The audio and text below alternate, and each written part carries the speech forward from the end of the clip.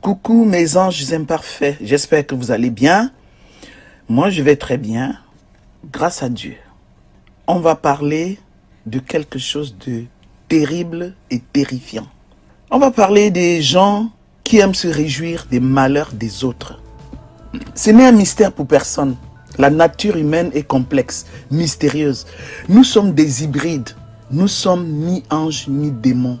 Et à l'intérieur de nous, il y a une lutte féroce, manichéenne, où nous oscillons sans cesse entre le bien et le mal.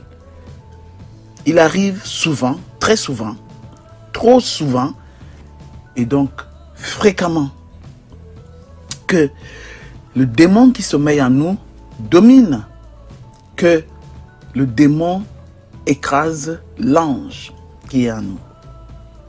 Et ce démon, il nous trompe. Et ce démon triomphant nous pousse à nous réjouir des déboires, des douleurs, des souffrances, des malheurs des autres. Le malheur des autres devient le ferment de notre bonheur à nous. Et leur bonheur fait notre malheur. Ça veut dire que leur bonheur nous insupporte. C'est très très grave. C'est horrible. C'est diabolique. Il n'y a même pas de qualificatif pour exprimer ce que je ressens. Cette attitude perverse, cette attitude qui pousse les gens, cette attitude peut passer du simple espoir sadique et secret de voir les gens simplement pleurer, de les voir malheureux, à la manifestation ouverte de les voir souffrir et même mourir comme dans la tragédie grecque. On fait des incantations pour qu'il leur arrive du sale et pour qu'ils baignent dans l'horreur absolue. Ainsi donc, on désire que tel ou tel subisse une perte matérielle, la perte de son travail, un échec professionnel, une séparation, un divorce, une déception sentimentale. Et pour les enfants, on souhaite des échecs scolaires, la perdition. Ça peut aller encore beaucoup plus loin. On souhaite aux gens des maladies graves, mortelles, et même des décès. Bref, tout ce qui est susceptible de nuire et de faire souffrir l'autre dans son quotidien nous réjouit. C'est jouissif. Avec les réseaux sociaux, on se moque des femmes qui ont de la difficulté à avoir des enfants. On les insulte, femmes stériles, ventre muet, ventre pourri. Hein, tel a un cancer, tel a le sida, il a fait un AVC, il a une insuffisance rénale, son enfant est trisomique. Souvent, on voit exposer dans les réseaux sociaux des malades exsangues, blêmes, livides, en agonie. On voit des malades dans leur lit d'hôpital. On ne respecte rien, même pas la finitude de l'homme qui nous concerne tous et nous concernera directement un jour et nous frappera directement un jour. Et il y en a qui s'en délectent. Monstrueux. Dans quel monde vivons-nous? On insulte les personnes frappées par des malheurs. On se moque de ceux qui ont perdu un être cher. On insulte les cadavres et les morts. Quelle abomination! C'est ce monde que nous laisserons en héritage à nos descendants? C'est choquant, traumatisant. C'est inhumain et bête, oui, surtout bête. Parce qu'en réalité, voir les autres malheureux ne nous rend pas plus heureux.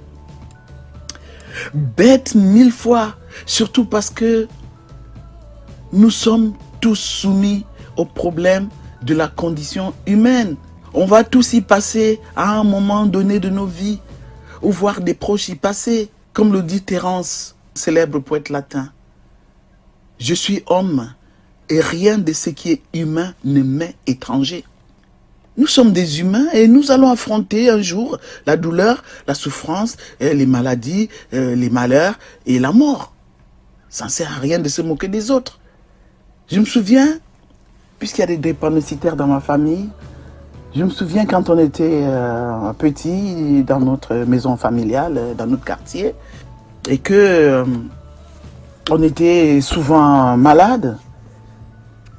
Les voisins avaient surnommé notre maison l'hôpital central. Vous vous imaginez? L'hôpital central. C'était le nom de notre maison familiale.